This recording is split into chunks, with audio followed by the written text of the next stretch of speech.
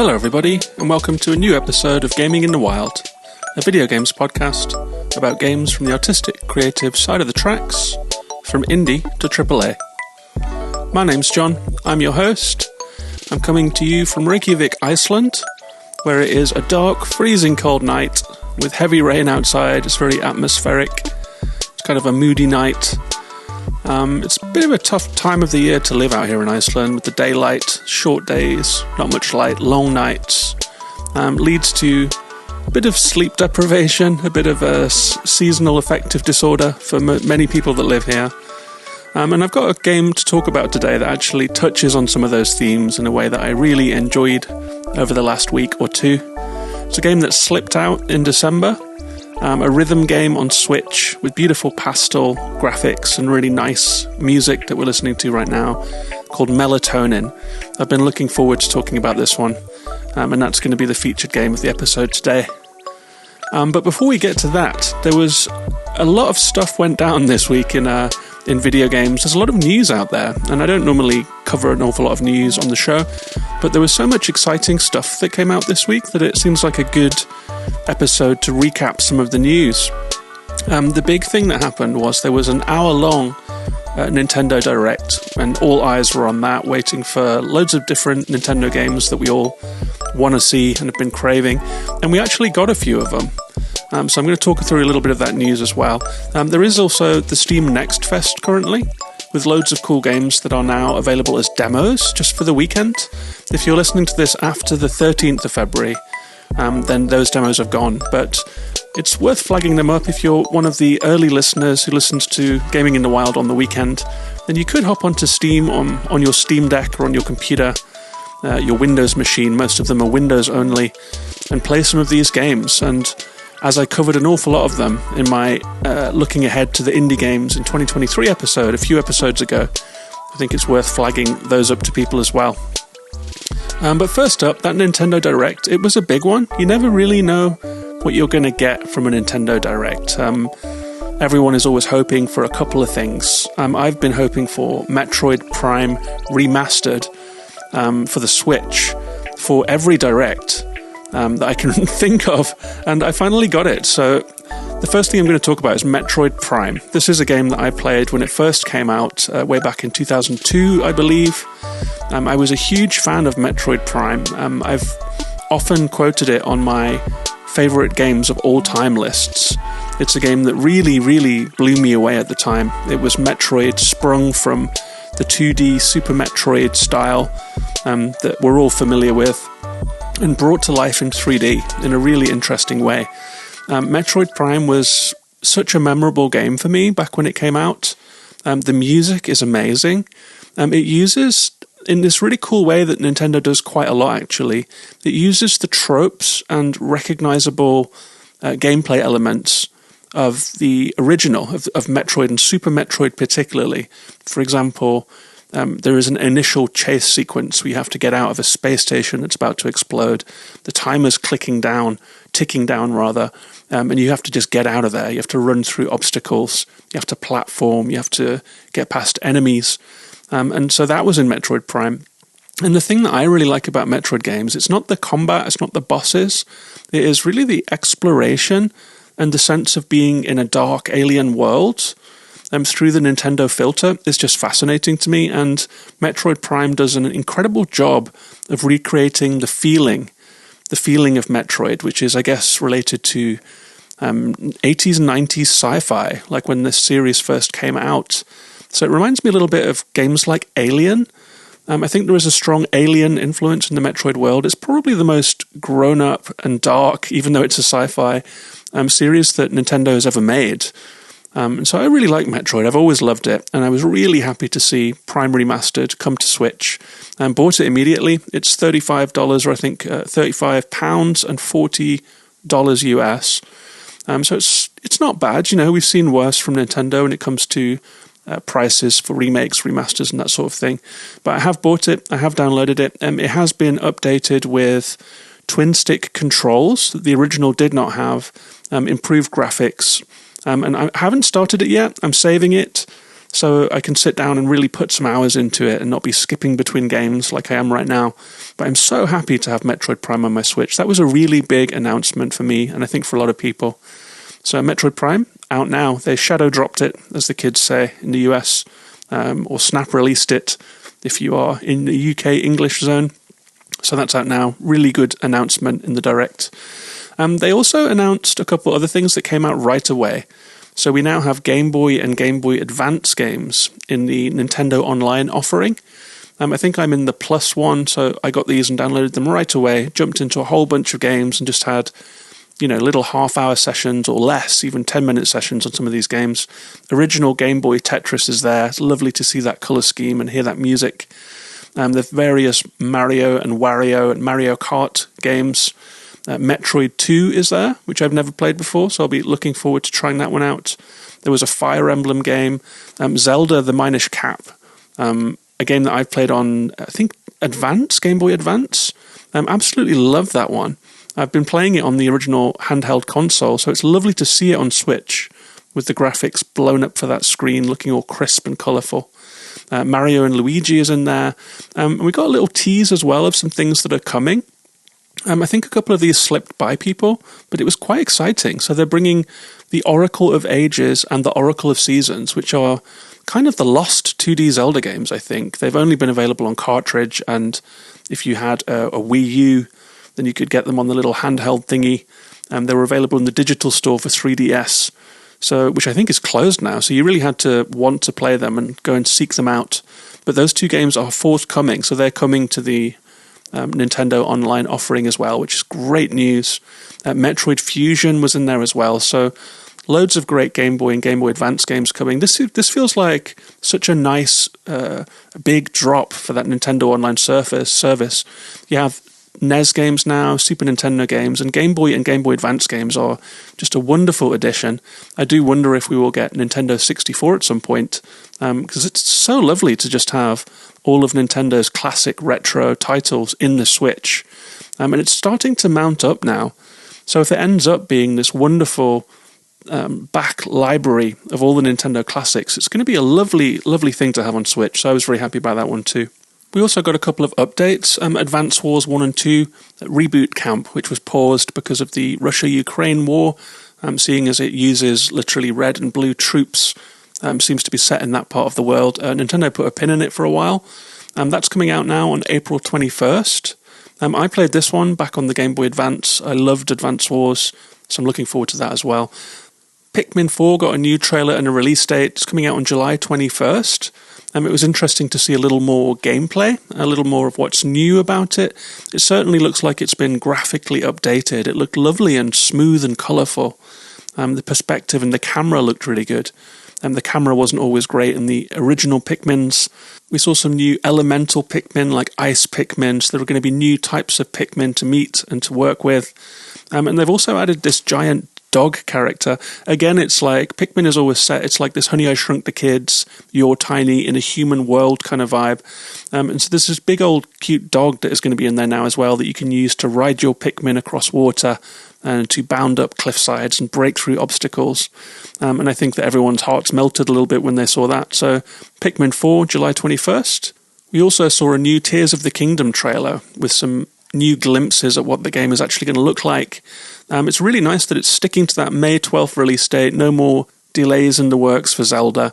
And we saw a couple things that we hadn't seen before as well. We saw what looked like modular vehicles, which would really be amazing. It kind of builds on the freedom and the emergent gameplay and the physics systems that made Breath of the Wild into such an enduring title, especially on Twitter and on streams and stuff. You see people doing the most crazy things, like using metal weapons to conduct electricity in ways that they weren't meant to do, catapulting themselves around by messing with the physics. And so the idea of being able to potentially build vehicles that can fly, or that are land vehicles, like there was a cart that looked like a kind of flatbed truck. There was a hovercraft, and they looked modular. So if you can put together these different things and click together vehicles within that game, it's really going to enhance the sandbox aspects that people really enjoyed in Breath of the Wild. And we saw another nod to the time looping mechanic.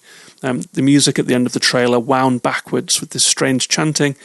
And we have seen a few glimpses of time mechanics, like we've seen a spiked ball rolling downhill, and then Link was able to grab it in midair and roll it backwards up the hill, knocking enemies out of the way. We've seen Link holding on to a boulder that's fallen from a high place and reversing time while holding onto it to shoot back up into the air. So between the modular vehicles, the time looping, it looks like it's going to be very vertical. Very excited for Tears of the Kingdom. We're starting to get just a few glimpses at what the game might actually look like, and I'm so excited for it. It's only 3 months away now, and I can't wait. There were a few demos and DLC as well. I don't play any of these games, but I think that some people who listen to the show do. Splatoon 3, Fire Emblem Engage, Mario Kart, and Xenoblade 3 are all getting DLC, so players of those games will have fresh content to play. A few more remasters were announced. Kirby's Return to Dreamland from the Wii is coming to Switch. We Love Katamari is coming. Some games that I hadn't heard of before. There's a game called Baton Kaitos, I want to say. I don't know if I'm pronouncing that right. These are GameCube RPGs that some people seemed really excited to see. I hadn't heard of those ones, so that's kind of interesting to watch. A game called Fantasy Life coming as well, like a 3DS life sim game. So loads of back catalogue stuff coming through. A couple of demos dropped as well. A demo for Octopath Traveler 2, and the one that I was most excited about, Sea of Stars. This is one of the games that was on my Indie Look Ahead to This Year episode, and so Sea of Stars has a demo. It's downloaded on my Switch now. I haven't had a chance to play it, but I will be playing that over the weekend, and I'll talk about it next week. There are a few updates to indie games as well, or indie-ish games. Bayonetta Origins, we saw a little more of that one. That's coming out March 17th. This is the Bayonetta origin story with a hand-drawn art style, top-down view.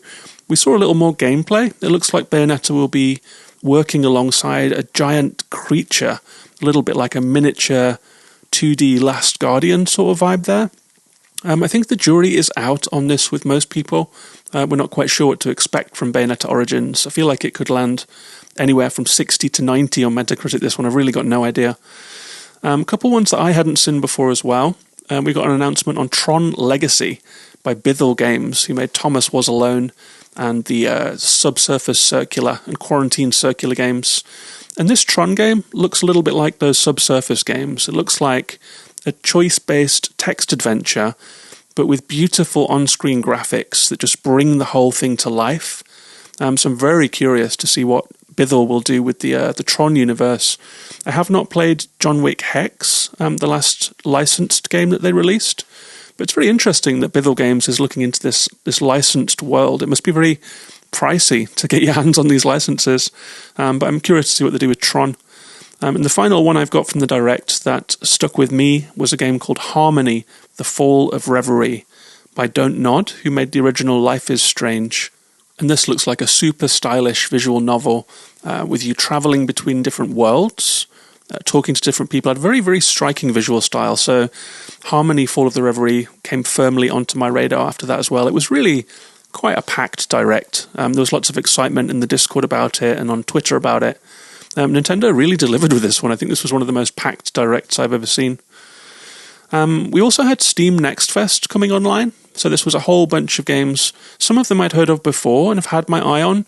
And they got demos. There's so many demos on Steam right now. Some of them were new games to me, although it seems some folks have been following these ones for a while. I'll start with the new ones. There is a game called Shadows of Doubt, which has a really beautiful visual style. It's like a dark noir detective game with a cyberpunky kind of feel I was picking up, maybe. It looks like a 3D exploration game where you're investigating cases. The graphics are absolutely lovely. It all seems to be set at night. There is voxel rain, just torrents of rain falling down on this city. The voxel style is really crunchy and interesting. The way that light catches it and so forth. It's kind of grimy and crunchy. It looked a little bit like the game Cloudpunk, if you've seen that one. That's another voxel exploration game. But there's lots you can do in this one. There's footage of you playing pool with realistic physics. You can take photographs and investigate as a PI, go and like take photographs through people's windows and see where they are going and investigating what they're up to and seeing if they're up to no good, just doing all kinds of private eye stuff. And I've seen a couple of people talking about this demo and saying that this is an instant hit for them and that they'd fallen in love with it within 10 minutes. I have it downloaded on my Mac, although all of the demos I'm going to talk about here are Windows only, so I run them on a partition drive on my Mac, which means that they are slow and a bit janky and rough when I play them. But I will play them anyway, just to get a little taste of those games. I think most Windows games are getting a Mac port upon release now, which is great news from people that run Macs like me. There was another really interesting one called Mika and the Witch's Mountain. This looks like Kiki's Delivery Service, the game, if you've seen that. You will be flying around on a broomstick in a cartoon, colourful world, flying through rings in the Star Fox style, flying around cliffs and obstacles and tall buildings, presumably delivering things, maybe a bit of fetch questing in there, taking things to people. It was a very, very colourful and arresting looking world, so I've downloaded that demo as well. And there was another one here that was a recommendation from Soccer on the Gaming in the Wild Discord called Radio the Universe. And the trailer for this one just looks nuts. It's a very surreal-looking pixel art adventure. It has loads of really cool effects on the graphics. It's got this sort of psychedelic warping effect with static and crackle that looks like it's maybe digital distortion or VHS tape. Reminded me a little bit of something like Signalis or To the Moon, where there is a world that seems like it's apparent what is happening, but the visual distortions and the time skip nature of things looks very interesting. It looks like there's more to it than meets the eye. And I haven't quite seen that visual style before, so Radio the Universe is another one that I've got downloaded. There were 2 updates on games that I did talk about in that preview episode. There is a Planet of Lana demo now. I think everyone is aware of this game by now. It's the very pretty Studio Ghibli-ish looking side-scroller in which you are going to be solving puzzles, in which you have a little robotic friend that runs along behind you. And it looks like it's set in a sci-fi world where there is a War of the Worlds type thing going on, where the aliens have come down and invaded. You have to solve puzzles to progress. You have to jump up onto ledges, flick switches, all that sort of thing, push crates around. And I did play the demo of this one. It's only a 20-minute demo. I will say that the visual style, whilst beautiful, looks a little bit like the original Prince of Persia from way back in the day, games like Another World as well, rotoscoped games like Flashback. And while that visual style is really cool, as I was playing this, I did get a flashback to those games in a bad way as well, because heavily animated sprites does mean that if you turn, for example, it might feel a little laggy because you have to wait for the animations to play out before you can move. So it's like the opposite of something like Hollow Knight, where you're super snappily controlling this character that just very, very responsive controls.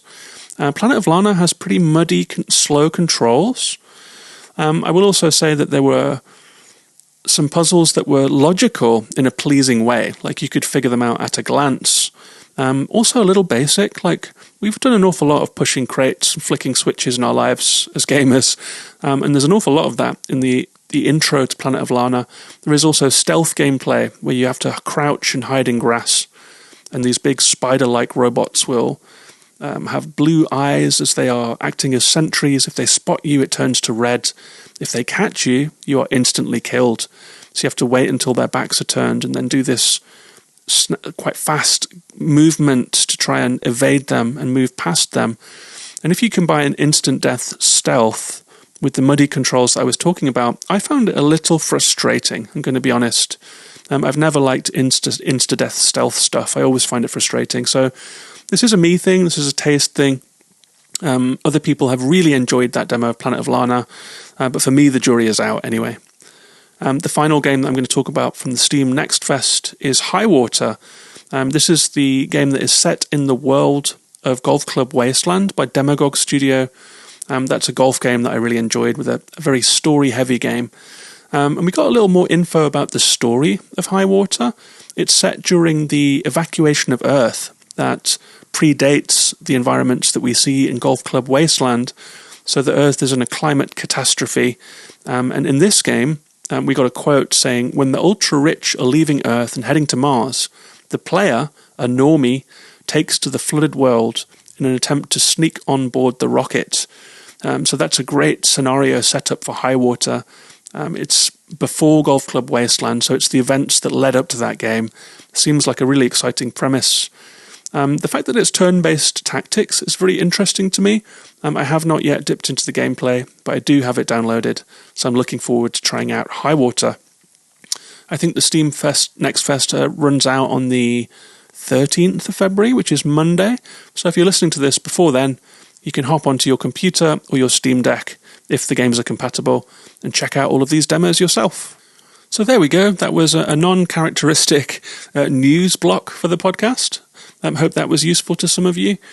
Before we get onto that Melatonin review, let me just mention that this is a patron-supported show. A whole bunch of people support the show over on Patreon at patreon.com/gaminginthewild. Those people get access to the show's Discord, which is just a really, really lovely community. It's been very, very active lately. We're playing Fantasy Critic, we're playing Wordle, talking about all different kinds of games. Loads of people are playing Pentiment, loads of people are playing Hi-Fi Rush. The conversation is just popping off over there lately. You're welcome to come and join us. If you'd like to support the show, get the extra episodes, join the Discord. It's patreon.com/gaminginthewilds. As always, a big thank you to all my existing patrons, and a big thank you to you, if that's something you consider. And with that said, let's move on and talk about the featured game of this episode, Melatonin.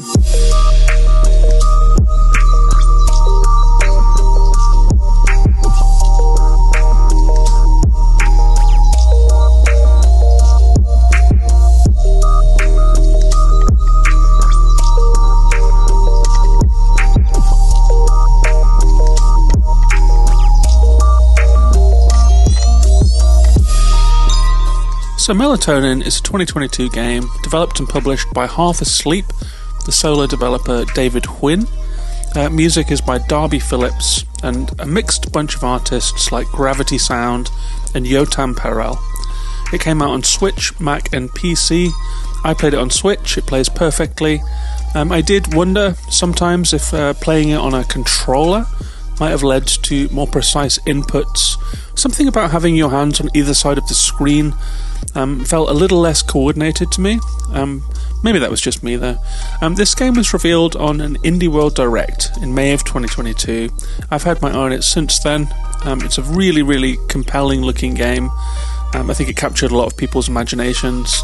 Came out on December 15th, which means that it was in the December release window when lots of people were winding down for Christmas. Lots of critics had clocked out for Games of the Year, and it might not have gotten the love that it deserves for that reason. And we see that on Metacritic. It has 77 on PC from only 11 reviews. It has 87 on Switch from only 5 reviews, and there aren't enough ratings for a user score, which seems unusual for a game of this stature. I can only guess that the December release window kind of blunted the hype after the Indie World showing that it had. How Long to Beat has this at 2 hours for the story, 3.5 for extras, and 7 hours for completionists. I played it at about 4 hours, but I'm still going. There are some courses that I want to get the 3-star ratings on. I think it's a little bit replayable, this one, until you've maxed out all of your ratings. And the developers describe it like this. They say, Melatonin is a rhythm game about dreams and reality merging together, harmonized through a variety of dreamy levels containing surprising challenges, hand-drawn art, and vibrant music without any intimidating overlays or interfaces. And I'm not a big rhythm game player, but it is true that this one doesn't have any of that kind of 4 tracks all streaming towards you with different buttons to hit on the beat. It's all conveyed through animation in this game, so it is perhaps a simplified rhythm game in some ways. And my take on this one is, Melatonin is a short and sweet rhythm game that combines pastel colours, soft line art, and lo-fi beats. You tap and combo your way through the mundane dreams of a sleep-deprived protagonist, and you're left feeling relaxed, focused and optimistic. And there is a lot to like about this one. The art and the music in Melatonin is wonderful. It has a wonderful washed out sort of pink, chalky, blue palette to it. All of the line drawn animation is just wonderful to look at. The music has a really nice sound to the whole thing. This is a really aesthetically strong game. and it really sells the gameplay through how good it looks and how good it feels. But this game begins when you play as a protagonist who is a heavy-lidded, hoodie-wearing, sleepless guy who is curled up in their couch, struggling to sleep, and we see them looking at the TV. We're looking at them across the television, and they are nodding off, they are heavy-eyed, they are clearly in need of some melatonin, or at least some kind of sleep therapy. And at this time of the year in Iceland, I very much relate to this protagonist. But they sit looking at the TV, and eventually they nod off. There is a wash comes over the screen, and we are taken to the overworld. It's a really small little overworld, and the game is divided into 4 different nights in which your protagonist is trying to sleep. And in each night, there are 4 levels. You pop out into that little overworld. Each level is a little circle on the floor. You pick the first one, and then you go into the rhythm game. Each of those 4 in each night is a different dream, a different rhythm challenge based on whatever you're dreaming about. And all of the dreams are very different gameplay. Like sometimes you'll be scrolling from left to right, catching burgers whilst flying over a city because you're dreaming about food. Then other times you'll be going into the screen in like an X-Wing fighter, shooting down enemies in rhythm because you're dreaming about gaming. There are other ones where you're running a cash register and endless valuable objects keep coming down the conveyor belt and you have to beep them in rhythm. There is a weightlifting game. You're dreaming about exercising, presumably to try and tire yourself out for sleep. So it's all of the kind of concerns of modern life, basically, that you're dreaming about here. And they're all represented in different side-scrolling, vertically scrolling, or, different presented levels, each with their own custom animation. They all look and feel really, really fun, and they all use different rhythms. But what you're actually doing is that in each of these levels, there will be a track playing. They will all have different rhythms, different tempos, different melodies, and you have to hit on the rhythm.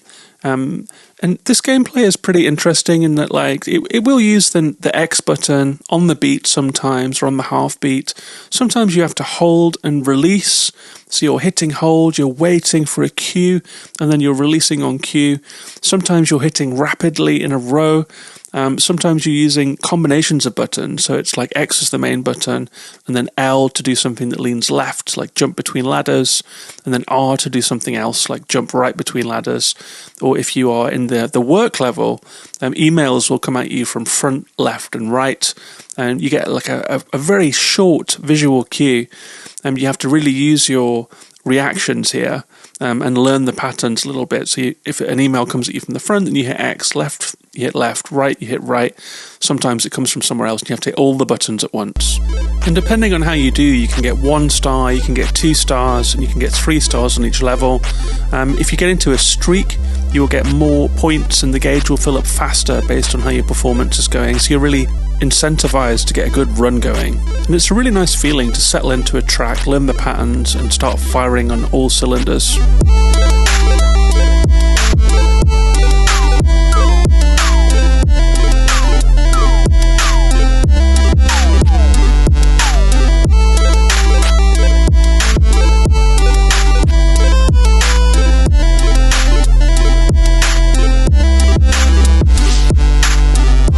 Something that seemed really well planned to me and something that I really appreciated was that when you first are confronted with a new level, you are forced to play through a practice session.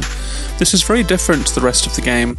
When you play in the practice mode, the music happens, you see the animations, you start to learn the cues, but there is a very clear online prompt that tells you when to hit the button, when to hold down a button, when to release it.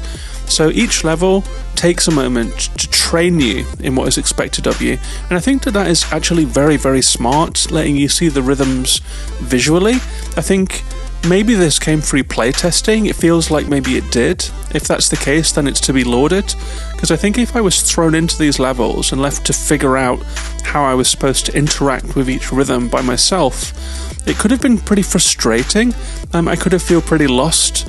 But the practice mode and being forced to go through it at least once really helped with me orienting myself in what each of these levels wanted from me. And after you finish the practice mode, you can go into scored mode. This is the mode where you can start to get score, you can start to get star ratings that are going to let you progress. the visual indicators are gone, so at that point you have been trained in the rhythms that you're expected to do. And after you've managed to complete the scored level, you get offered the hard level as well. This is where the fun really begins, because it not only is it a faster version of the track, but different rhythms are introduced that are more complex, more reaction-based. And I actually found the hard mode often easier to do than the scored mode. It was easier to get into a flow with a faster track and to start getting into a rhythm with your button presses. But the funny thing about that is that if you only got like 1 star in the scored mode, you can still progress into hard. You can master hard mode and get 3 stars, then drop back down to scored with all of the knowledge that you've just accrued and the learning of the track and the button presses, and then you can just top up your scored mode to get 3 stars in all of them. But it's worth saying that it's very much worth trying to master the different rhythms of every single level that you come across, because after you have completed like each level to an acceptable degree, a final level will open up on each night of the game, on each of the 4 nights of your sleepless protagonist's game. And that is a really fun part of the game, because all of the rhythms in each level are different. For example, if you are watering plants, it's very much like the rhythm is going along, there's a conveyor belt coming along. You come to a plant and you have to hit tap, tap, tap to water the plant, and then you have to hit hold and then let go to soak the plant. And then in another game, there'll be a baseball game where the balls are coming at you thick and fast, and you have to hit on the offbeat, hold, and then release to whack the ball out of the park. Each one demands like a different learning of the track. All of the tracks have different rhythms, and the final level of each night mixes them all together. And this is so much fun. So you'll be watering plants for 1 bar, hitting baseballs for a 2nd bar, shooting aliens in an arcade machine for the 3rd bar, and then scanning items across a belt on the 4th bar. So as well as the temptation of getting perfect star levels which appeal to the gamer brain, there is like definitely a material reason to figure out and to learn the levels, even if there are some that you feel more easy in. There is definitely some of the levels where the rhythm and the button presses just seemed like second nature to me. And there were others that felt very unintuitive, like the plant watering and the baseball. You really have to think about those ones, and it kind of swims against your natural rhythmic inclination. And you are incentivized to learn all of them, because you're going to have to play all of them in quick succession in that final level.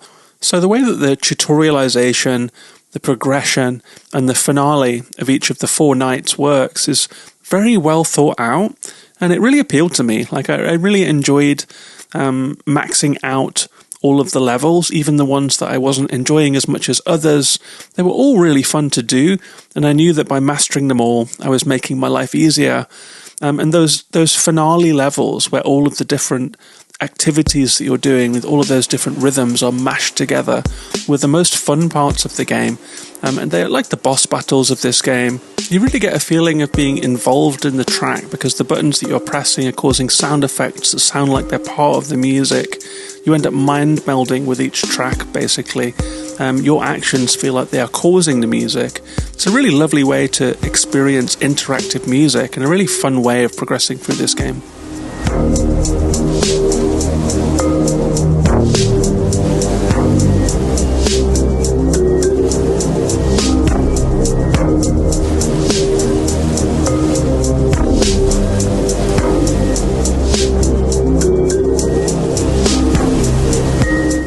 And I really enjoyed about this one too is that the activities that you do, they are like dreams that you might have, but there is a certain resignation to them. Like it's very much like shopping is the dream, and you are swiping like you have to work the desk and you're panicking about work. And then in sports, you are holding the bat back and whacking balls out of the park. And if you miss them, then it's like a late bat or a miss.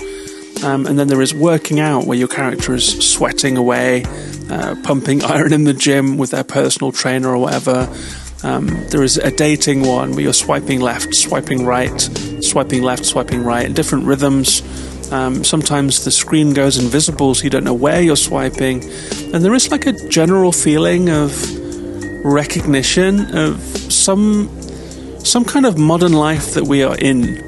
where you can't sleep at night, where there is computer culture, where you spend a lot of time looking at screens and you have lots of worries about money, about work. And so between the lines of this very light-seeming game, there is actually some recognition of the reality of life in the era that we're in that I found kind of comforting. And I think it added a lot to what this game is and how it feels to play it.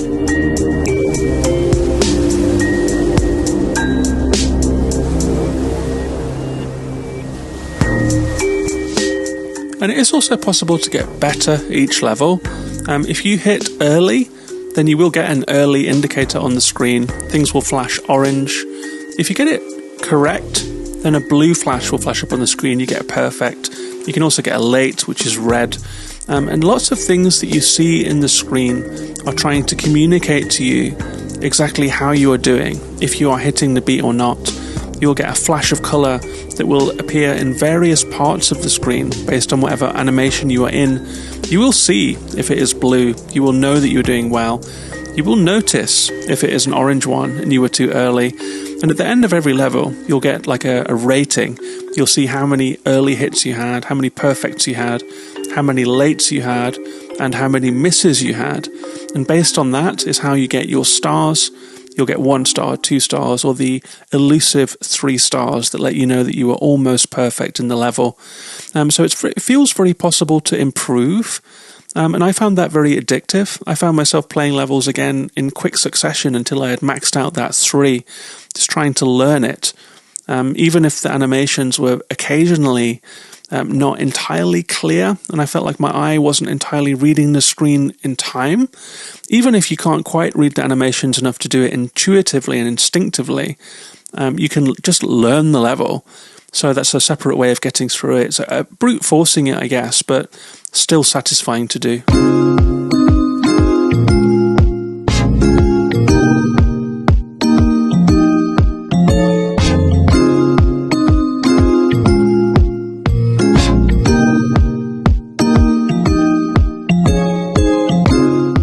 And I think my favourite thing about this game, all told, was that somehow there was a sense of focus that came to me while I was playing Melatonin, like a gentle sense of focus. Like I found myself after a session realising that I'd only been thinking about the game.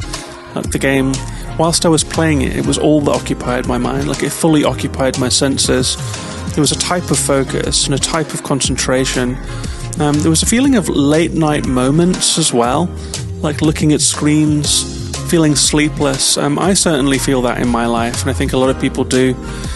Worrying at night, like before bed, like worrying about your life.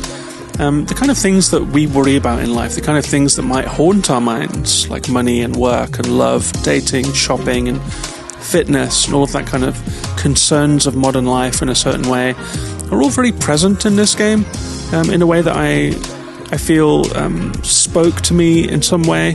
It's also quite a tender look at how it feels to be alive right now, to be fretting about things, to be blinded by white screens when we should really be sleeping.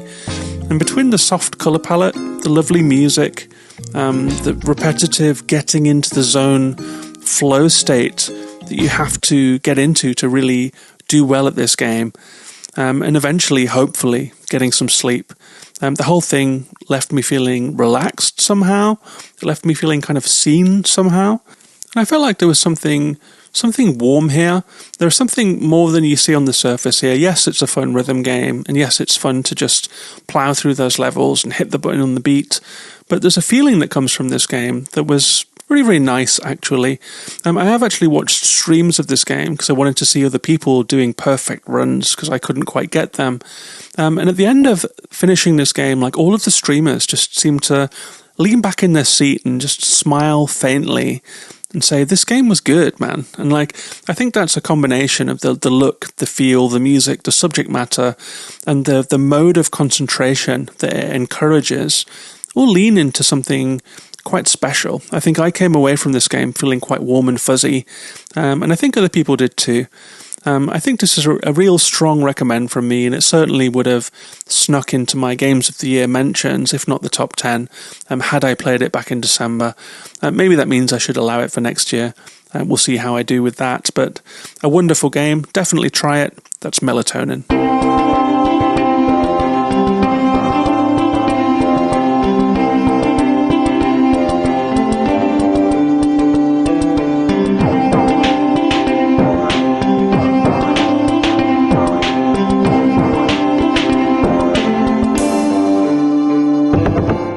So I hope you enjoyed that review of Melatonin. That was a really wonderful little game. I'm a little sad when I looked at Metacritic that it hasn't had more love. I certainly feel like it deserves it.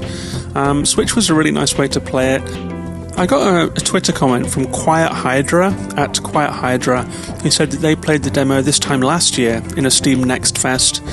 They wish that they had played it on Switch, because they think it would have been a good game to kick back with on the couch and play. And while I said earlier that I think this might be a nice one for the Pro Controller, or a mouse and keyboard if that's what you're accustomed to, I do have to say that the general mood of this game and the vibe of this game, the look and feel of this game, made it a perfect game to play on Switch handheld and wherever you are most comfortable, whether you're laying back in the couch or playing it in bed, ironically, when you should be going to sleep and not looking at screens. I do think Melatonin is a nice fit on the Switch. It's not expensive, I think it's £15, and I think it's well worth it for that price. It's a game that I will come back to, I think. But there are lots of other games I'll be wanting to get to first. The Steam Next Fest ends after the weekend. I will get this podcast out tonight on Friday the 10th, just so people can hear it earlier and maybe play some of these games that are available right now. I'm going to try out Shadows of Doubt. I'm going to try out Mika and the Witch's Mountain. I'm going to try out Radio the Universe.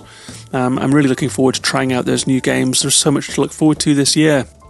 I would also like to say a big thank you to Dave C. and to Dovetail True 17 in the Discord, who felt inspired to raise their pledges on Patreon this week. It's lovely that anyone gives any money at all, but it's especially lovely if they start at the lower level and they end up raising a pledge and sticking in the community and really appreciating not only the podcast, but the people in the Discord. So thank you very much to Dave C, and thank you very much to Dovetail True 17. If you would like to join them, it's patreon.com/gaminginthewild for that. And yeah, a big thank you to all my patrons. I've really felt like our Discord community is really kicking off lately. It's felt like it's just alive. Every time I open it, the channels are buzzing. I'm always excited to come in there and see what people are talking about. So thanks very much to you for listening. Thank you very much to all of my patrons. I'll be back next week with another episode. I know what it's going to be about for once. I know that at the end of every episode I say, I'm not sure what I'm going to talk about next week, but this week I am. The 17th of February sees the release of Birth. This is a game that I've really enjoyed playing through and that I'm really excited for everyone else to play too. A hand-drawn point-and-click, tender, heartfelt puzzler with physics in it and with a sad and strange story. It really stuck with me. I am going to be talking to the developer of that game, Madison Carr, as well. So please do wishlist Birth and check it out when it comes out on the 17th. You'll be hearing me talking about that one next week. Thanks very much for listening, everybody. Take care of yourselves and each other, and bye-bye for now.